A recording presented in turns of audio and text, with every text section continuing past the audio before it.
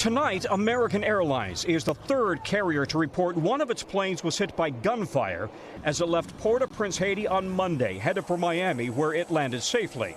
A post-flight inspection was completed, indicating the exterior of the aircraft had been impacted by a bullet.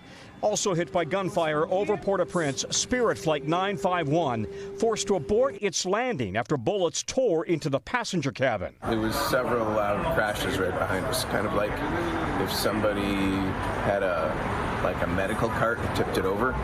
It was like... And JetBlue Flight 935 hit Monday as it departed Haiti, landing safely in New York. While no passengers were hit, a Spirit flight attendant did suffer a minor injury. We're always aware.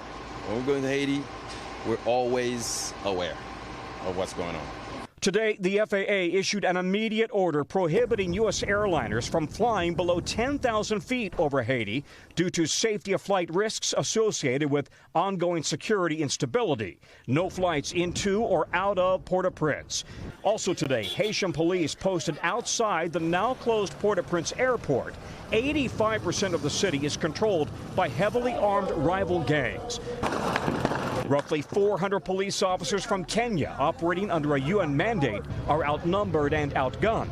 The U.S. Embassy warning of armed violence around roads, ports, and airports. For quite some time, even before the Biden administration, Haiti has been at a level 4, a do not travel country. Tom, how long does this U.S. flight ban last?